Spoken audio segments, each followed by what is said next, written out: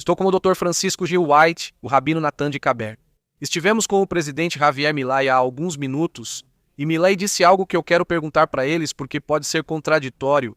Milei afirmou que quando se desenham políticas justas, essas políticas são eficientes. Ou seja, justiça e eficiência são duas faces da mesma moeda. Aí é falso o dilema que costumam nos apresentar como coisas que estão em conflito. se há liberdade, há justiça, pois estão ligadas. Pergunto, é possível que a liberdade contradiga a justiça? O que diz Milei, por exemplo, sobre o mercado? Se há livre mercado, há justiça, pois um leva ao outro. Porém, acho que podem existir contradições. Às vezes, é preciso cancelar um para que o outro exista. Bom, primeiro eu teria que saber o que é justiça. Como a definimos? Eu acho que justiça é que as pessoas recebam o que merecem. Essa é a definição mais ampla de justiça. No marxismo, que é a ideologia que está sendo criticada por Milei, nos dizem que todo mundo merece ter o mesmo. Mas nunca explicam o porquê. Por que todo mundo merece ter o mesmo? Na filosofia libertária, o que dizemos é que quem trabalha mais e faz mais merece mais. E quem trabalha menos e faz menos merece menos. Então, quando você dá liberdade para as pessoas escolherem e de tomar suas próprias decisões e de ser responsável por si mesmo, então é mais fácil para as pessoas receberem o que merecem do que quando o Estado impõe a mesma condição para todo mundo. E eu acredito que isso é consistente com os valores da Torá que Milei invocou. Uma vez que você come o fruto proibido, que é a história inicial, Gênesis, que é a introdução da Torá, ali. O que estão nos dizendo é que cada um de nós tem o poder de escolher entre o bem e o mal. Ou seja, cada um de nós é individualmente responsável.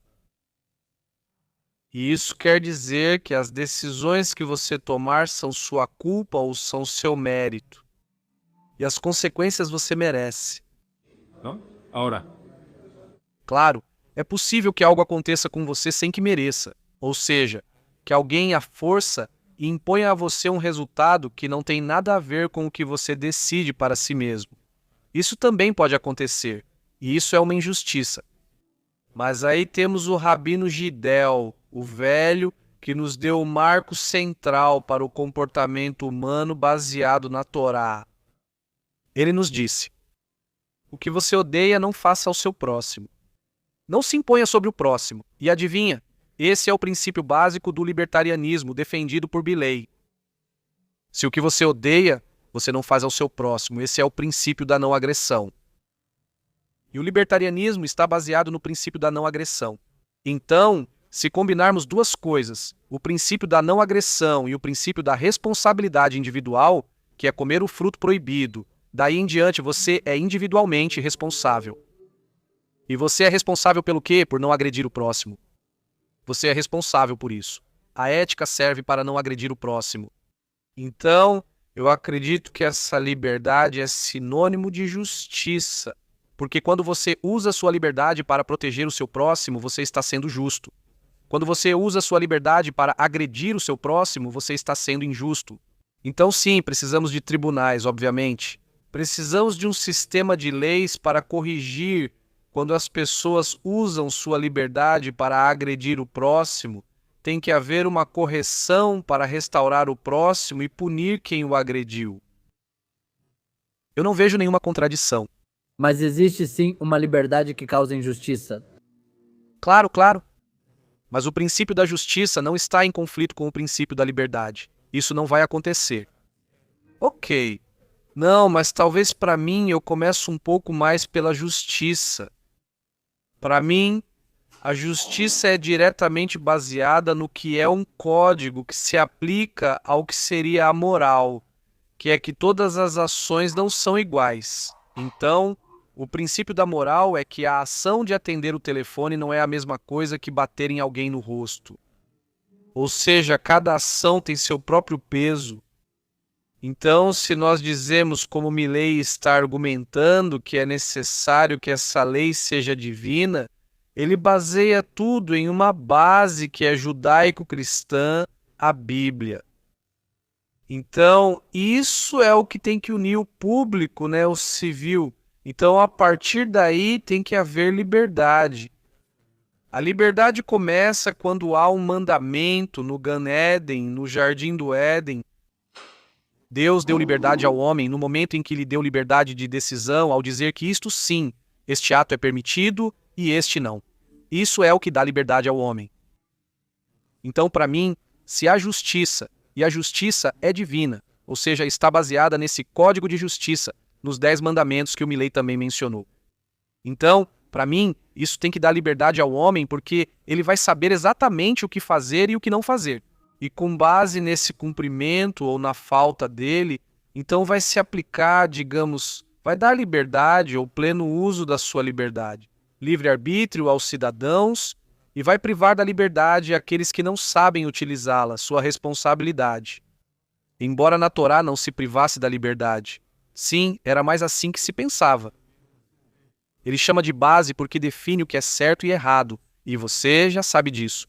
Segundo a Torá, isto está certo e aquilo está errado. Agora, quais vão ser os códigos de leis? Também a Torá, dentro do que seria o princípio noaíta, estabelece tribunais de justiça. Cada local deve criar suas tribunais de justiça e aplicar as penas. Você não vai dizer que agora o aborto vai estar permitido. Você não vai brincar com valores que são predominantes desde a Torá.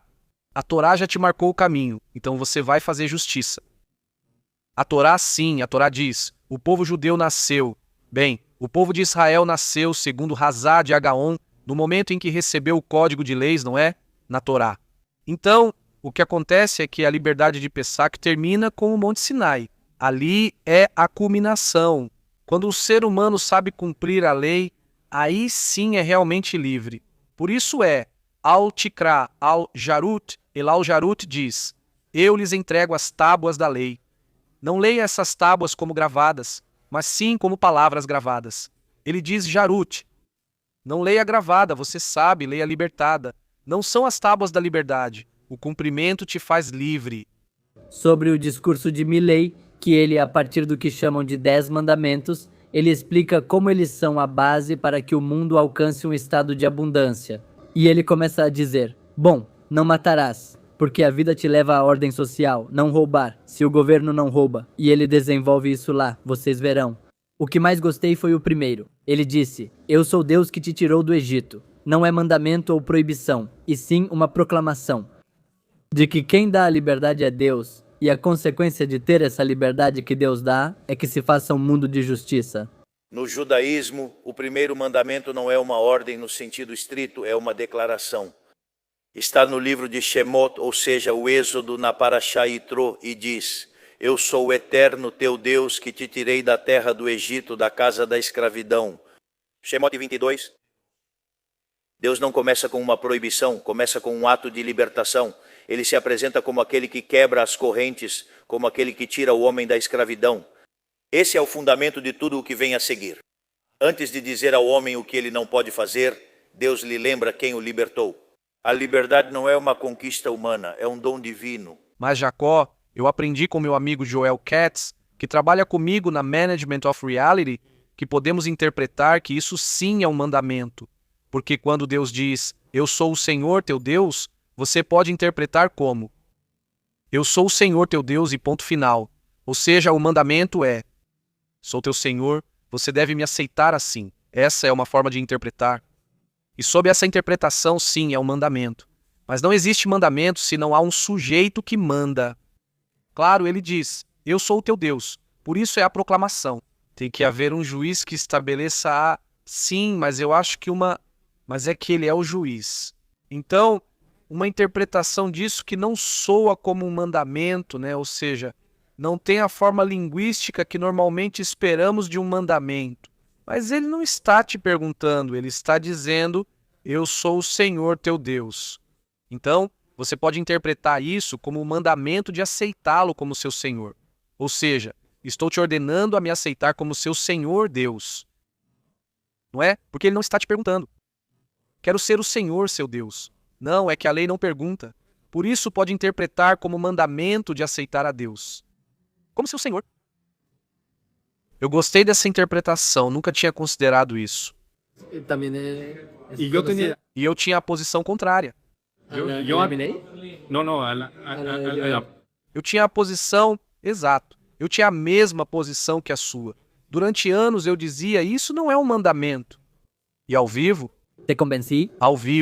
um vídeo, ao vivo, ela me foi apresentada e eu disse, olha, faz sentido o argumento. Faz parte da honestidade intelectual? É de sábio mudar de opinião. Sim, não vi isso muito, é épico, épico. Incrível, Joel.